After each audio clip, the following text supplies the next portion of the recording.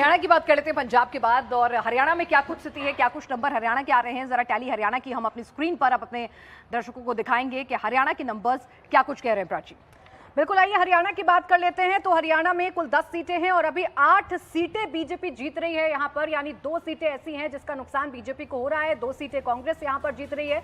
आम आदमी पार्टी खाता नहीं खोलेगी, जेजेपी भी खाता नहीं खोलेगी। तो 8 सीटें भारतीय जनता पार्टी के खाते में जा रही है, 2 सीटें कांग्रेस के खाते में जा रही है। और मैं गलत नहीं हूं तो ये रोहतक और सिरसा वाली सीटें होंगी भावेश, जो कांग्रेस के खाते में जा रही है। बिल्कुल सही कह रहे हैं आप। अभी तक हमने जितने भी सर्वे किया था पिछले 2-3 महीने में, तो आपने देखा होगा कि बीजेपी लगभग क्लीन स्वीप कर रही है। लेकिन जब से बीजेपी ने वहाँ पे कैंडिडेट अनाउंस किए, खासकर आप देखेंगे सिरसा में जो बीजेपी की कैंडिडेट अशोक तंवर, वो उनका जो पिछले 4-5 साल का जो एक पॉलिटिकल एक्टिविटी रहा है, पहले कांग्रेस में थे, फिर वो जेजेपी में चले गए थे, फिर वो आम आदमी पार्टी में चले गए थे, कुछ दिन टीएमसी में रहे थे और फिर बीजेपी में आ गए थे। जिस तरह का उनका एक पॉलिटिकल इंक्लाइनेशन रहा इधर से उधर, इसकी वजह से लोग उनको बहुत ज़्यादा मानते नहीं। 2009 में एक बार वहाँ से वो सांसद रह चुके, लेकिन बहुत कम मार्जिन से चुनाव जीते, तो बहुत ज़्यादा उनका अपना जनाधार है नहीं। और चूँकि बीजेपी ने वहाँ पर एक अच्छे जो बीजेपी की सांसद थी सुनीता दुग्गल, उनका टिकट काट के दिया था, तो बीजेपी की कैडर में भी एक बड़ी नाराजगी है वहाँ पे। तो शायद बीजेपी वो सीट जीत जाए। रोहतक आपको पता है बीजेपी वैसे भी वहाँ पे नॉन जाट की पॉलिटिक्स करते, तो बीजेपी के लिए पिछली बार जीती भी थी बीजेपी, लेकिन बहुत कम मार्जिन से जीती, तो बीजेपी के लिए मुश्किल है। बिल्कुल बहुत कम मार्जिन थी, तो रोहतक वाली सीट वैसे भी बीजेपी के लिए मुश्किल थी। हालांकि कैंडिडेट देने से पहले लग रहा था कि बीजेपी जीत जाएगी। हालांकि बीजेपी ने जो कैंडिडेट वहाँ पे दिया है, मेरे ख्याल से बीजेपी को वो कैंडिडेट जरूर बदलना चाहिए, क्योंकि वो भी जो कैंडिडेट कांग्रेस से आए हुए नेता है, तो बीजेपी के लिए मुश्किल यही है। 2 कैंडिडेट स्पेसिफिक की वजह से बीजेपी ये दोनों सीटें हार सकती है। तो कैंडिडेट की वजह से यहाँ पर राहुल महाजन जी, अगर बात करें हरियाणा की सरकार, आपने पूरी की पूरी अपना मंत्रिमंडल, मुख्यमंत्री चेहरा सब बदल दिया, तो क्या उसका कुछ फायदा है? इसीलिए ये नतीजे हैं, ये नतीजे और खराब हो सकते थे कि ये सही है? 5 ऐसी सीटें हैं, रोहतक, सोनीपत, सिरसा, हिसार और करनाल, जो बीजेपी के लिए मुश्किल। कुरुक्षेत्र भी या नहीं? कुरुक्षेत्र में भी थोड़ी मुश्किलें हैं, क्योंकि और मैं उसका कारण भी बताऊंगा क्या प्रॉब्लम्स हैं।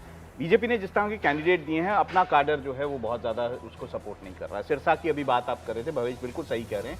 जो कैंडिडेट हैं सिरसा में, यहाँ तक बात उभर के आ गई कि उनकी गाड़ी के ऊपर बीजेपी के अपने कार्यकर्ताओं ने पत्थर फेंके। तो अगर इस तरह की हालत है, और वो ये भी बात है कि अगर आप बाहर से कैंडिडेट जैसे नवीन जिंदल को आप बाहर से लेके आएंगे, तो बीजेपी का काडर ये नहीं मानता है कि ये कोई अच्छे कैंडिडेट हमारे लिए हैं। ऐसे में ये दिक्कतें हरियाणा में बीजेपी को सहनी पड़ेंगी। तो संगीत जी, आपको क्या लग रहा है कि हरियाणा में जो हम टैली दिखा रहे हैं 8, अगर हम एनडीए को दिखा रहे हैं, आप इसमें कुछ प्लस माइनस और देख रहे हैं, कोई और सीटें फंसी हुई देख रहे हैं? मुझे लगता है कि भावेश जिस आंकड़े पर हैं वो एक सही आंकड़ा है। कुछ न कुछ रिवर्सेस इस बार हरियाणा के अंदर जो है वो भारतीय जनता पार्टी को होगा। उसके कारण भी अपने अपने हैं। कुछ तो कैंडिडेट को लेकर के हैं, लेकिन नवीन जिंदल वाले सीट मुझे लगता है कि वो सेफ सीट है।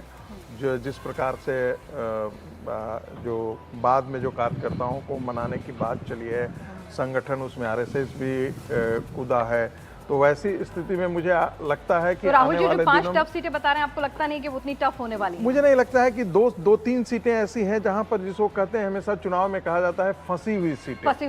फंसी हुई सीटें अभी इलेक्शन पिक पे आया नहीं है, खास करके हरियाणा के अंदर। और किसान आंदोलन का थोड़ा असर जो है वो, जितना ऐसा लगता था शुरुआत के दिनों में कि हरियाणा के अंदर भारतीय जनता पार्टी को बहुत ज्यादा डैमेज होगा, लेकिन अब वो दिखता हुआ मुझे नहीं लग रहा है। 2 इश्यूज जो हैं हरियाणा में आपको देखने को मिलेंगे इस बार। एक अग्निवीर स्कीम को लेकर हरियाणा में जो माहौल है, दूसरा जो आपको फैक्टर देखने को मिलेगा वो अभी वो भी कह रहे थे कि जो किसानों वाला इशू है, ऐसा नहीं है कि वो सिर्फ पंजाब तक उसका असर सीमित है, कुछ इलाकों में हरियाणा में भी उसका असर है। और ऐसे में ये दोनों इशू आपको हरियाणा में देखने को मिलेंगे। अच्छा, ये तो भावेश बेहतर बता पाएंगे, फिर अगले स्टेट पर चलना है। छोटे में बताना, ये जो मुद्दे बता रहे हैं राहुल जी भावेश, इन मुद्दों की चर्चा है, चाहे किसानों की नाराजगी का मुद्दा हो या अग्निवीर का मुद्दा हो? देखिए, जब से 2014 में जब से बीजेपी सत्ता में आई है, तब से आप हर बार हर 2 महीने पे 4 महीने पर आप एक खबर सुनेंगे कि जाट नाराज है, चाहे वो पश्चिमी उत्तर प्रदेश को लेके या हरियाणा को लेके। उसके पीछे कारण ये है, 2014 के आसपास 2015 के आसपास जाटों का एक आंदोलन हुआ था, बहुत उग्र आंदोलन होता। उसके बाद लोगों ने मान लिया कि पश्चिमी उत्तर प्रदेश और हरियाणा में बीजेपी का सुपड़ा साफ हुआ था। लेकिन उसके बाद हरियाणा में विधानसभा का चुनाव हुआ, 2019 का लोकसभा चुनाव हुआ, पश्चिमी उत्तर प्रदेश में बार बार लोगों ने देखा है कि जाट का एक तबका जो कांग्रेस के साथ हमेशा रहा है वो कांग्रेस को वोट करता आया है और एक तबका बीजेपी को वोट करता आया है, तो उसमें बहुत ज़्यादा डिवीजन है नहीं। जिस किसान की आप बात करें वो किसान आंदोलन में जरूर थे, लेकिन वो शुरू से ही एंटी बीजेपी रहे, इसलिए बीजेपी को उसका कोई नुकसान नहीं। हाँ, स्थानीय कारण से जो प्रोफेसर संगीत रागी कह रहे थे और हम लोग बात कर रहे थे, स्थानीय कारण जो कैंडिडेट स्पेसिफिक है, जो सिरसा हो गया, रोहतक हो गया, एक आध और सीटें हैं, उस पर प्रॉब्लम बीजेपी के पास है, लेकिन किसान आंदोलन ये सब बहुत ज़्यादा मुद्दा है।